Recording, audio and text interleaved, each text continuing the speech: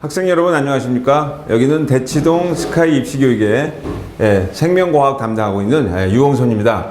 자, 이번 강의는 이제 고2 생명과학 내신과 수능 만점을 위한 메디칼 진로 특화반, 여러분 무슨 설명인지 알겠죠? 그래서 여기 과학 최상위, 그러니까 우리 대치동 본원, 그 다음에 여기 이제 방배 본원에서 생명과학 만점을 위해서 이제 준비한 강의입니다. 그래서 일반적으로 이제 이 동네 또는 이제 대치동 본원에서는 2024년도 올해의 수능 문제를 기초로 해서 우리 선생님들이 응용 문제를 많이 내죠. 그래서 거기에 대한 내용들을 보면서 어떻게 출제가 되고 또 어떻게 준비를 해야 되는 건지, 자, 만점, 대치동에서 메디컬 진로 특화반 만점을 위한 강의 준비를 해드리죠. 자, 여기 보시다시피 수강생의 약 60% 나와 있고요. 그 다음에 대치동 과학 에이스 2024년도 고2 생명과학 대비입니다. 대치동 여기 쭉 나와 있고요.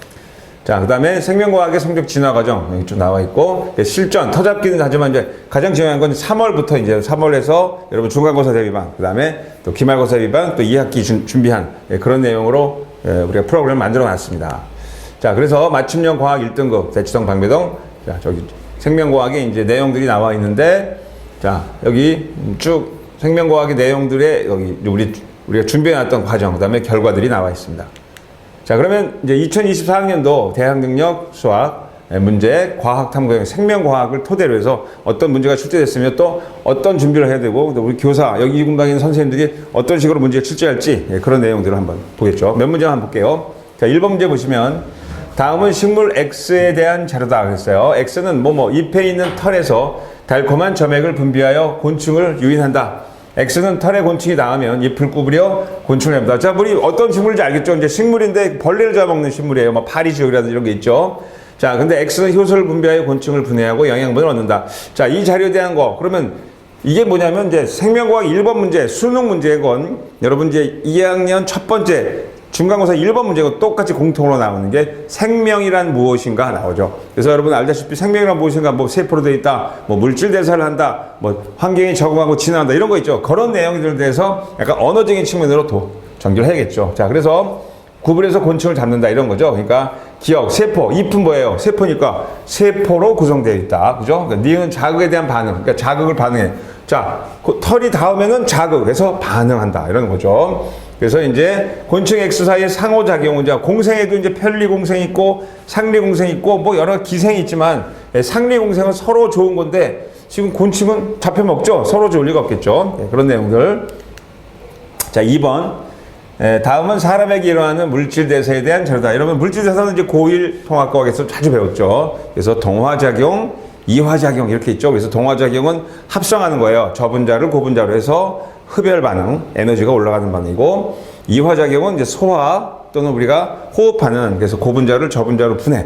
그러니까 포도당을 물과 이산화탄소를 분해해서 에너지를 방출하는 과정이니까 발열 반응, 이런 것들을 생각하면서 답을 하시면 됩니다.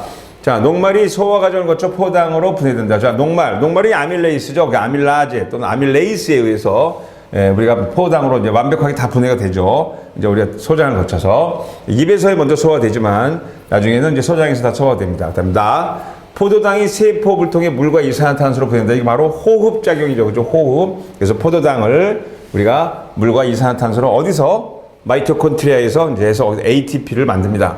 자, 답은 포도당이 글리코젠을 합니다. 여러분, 글리코젠이 우리가 말하는 이제 다당류예요. 다당류. 그래서 글리코우스 이렇게 되니까 포도당이 이제 우리가 말하는 탄수화물로서 저장을 해야 될 거 아니에요. 그죠? 그래서 우리 몸에는 이제 당을 흡수해서 글리코젠, 그죠? 으로 간에서 저장한다. 이런 내용 나오죠.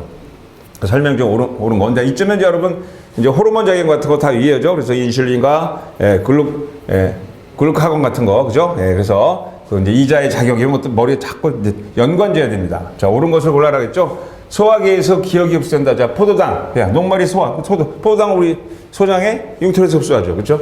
그리고 가와나 모두 이화작용이 일어난다. 자, 가는 포도당으로 분해하니까 이화작용. 그렇죠? 그다음에 포도당이 세포를 통해 분해하는 거 역시 이화작용이죠. 그런데 자, 니은은 뭐예요? 니은은 포도당을 글리코겐으로 고분자로 합성하니까 동화작용이죠. 그렇죠? 그래서 간에서 섭취한다. 이런 내용들 보시면 되겠어요. 특히 여기서 이제 간에서의 작용, 그다음에 호르몬 작용, 그다음에 또 우리 길항작용 이런 것들을 같이 염두에 둬서 공부를 하셔야 만점, 메디칼, 의대반이라고 생각하면 되겠죠. 자, 한 두 문제 한번 더 해볼게요.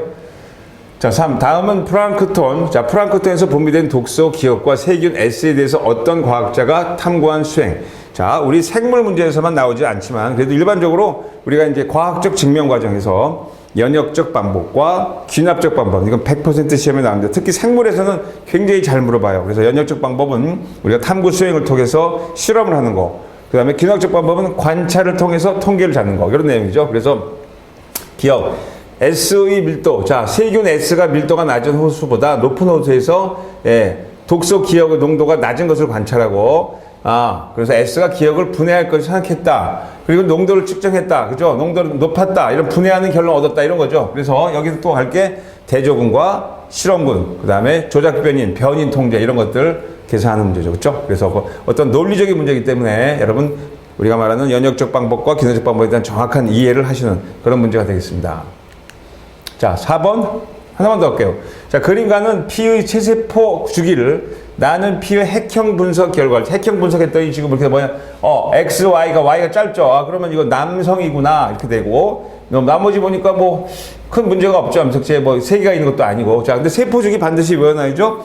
자, 우리가 세포 분열할 때 항상 하는 게 아니고 90%는 세포 분열 안 하고 한 5에서 10%만 세포 분열한다는 것은 이미 알고 있죠. 그래서 세포 분열 주기에는 분열기가 있고 간기가 있죠. 간기에는 이제 말하면 G1기, 그 다음에 S기. S기가 뭐예요? 합성하는 거예요. DNA 더블업 시키는 거. 그러니까 신테사이즈기. 그리고 G2기가 있고 분열기 M기가 있죠. 그러니까 여기가 봐. 여기 S기죠. S기. 그 다음에 여기가 뭐예요? 그러면 G1기, S기, G2기. 분열기는 작죠. 이런 것도 생각하면 돼요. 그래서 상동염색체가 만들어주는 거, 체세포 분열 상동염색체, 그 다음 동원체가 만들어주는 과정. 그래서 이제 분열기에는 뭐 전기, 주기, 후기 해서 쭉 외우시고, 특히 중기 때 염색체가 적도면이라고 해서 중앙에 배열되고 방추사가 연결된다. 뭐 이런 내용들을 염두에 두시면 되겠습니다. 자, 그래서 염색체는 언제 관찰해요?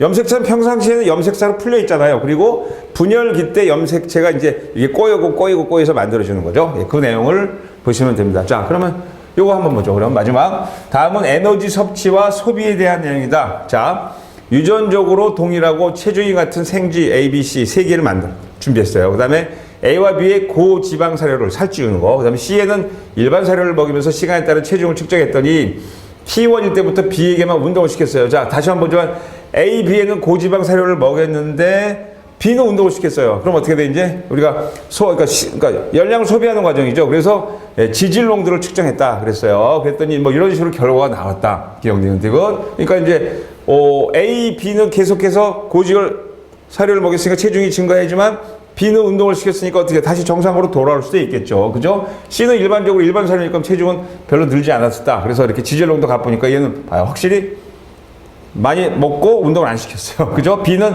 많이 먹었지만 운동을 했다. 뭐 이런 내용으로 해서 에너지 소비량, 그러니까 에너지 소비량이 섭취량이 많고 그 다음에 소비량이 적으면 당연히 살이 찌는 거고, 반대로 섭취량은 적은데 소비량이 많으면 살이 빠진다는 거죠. 근데 요즘에 이제 우리 학생들 보면은 적게 먹고 살 빼려고 그러는데 그거는 굉장히 위험한 발상이죠. 적당히 먹고 운동을 많이 하고 근육을 키우면은 많이 살이 찌지 않습니다. 그러니까 기초 대사량을 크게 하시면은 살이 안 찝니다. 그러니까 뭐야? 근육을 키우시면 되겠죠. 운동을 열심히 하시면 되겠죠. 그래서 이런 이제 자료 분석, 그래프 분석, 그러니까 생물에도 그래프 해석이 잘 나오고, 그다음에 유전 문제에서 이제 그 분석하는 거, 그다음에 경우의 수를 따지는 거, 그리고 DNA 핵형 분석을 통하는 거, 이런 문제들이 많이 나오고, 저 뒤에는 이제 아까 얘기한 상리공생, 편리공생 여러 가지 또 생태계 이런 문제가 나오는데요. 일단은 2학년 1학기 때는 앞부분 생명이란 무엇인가, 그 다음에 이제 물질 대사, 그 다음에 연역적 방법, 귀납적 방법으로 이제 실험하는 거, 실험 내용을 주고 분석하는 그런 문제들이 많이 나옵니다. 그러니까 생물은 암기하는 게 아니에요. 암기하는 것도 어느 정도 있겠지만 이해하고 분석하는 능력을 키우셔야 된다. 자, 그래서 우리 대치동 스카이 입시교육, 그다음에 여기 방배 본원에서 우리 메디칼반, 이제 우리 2학년 고등학교 2학년이죠. 고등학교 2학년 메디칼, 자, 만점, 생명과학 만점을 위한 간단한 OT 강의를 해드렸습니다. 자, 강의를 마치겠습니다.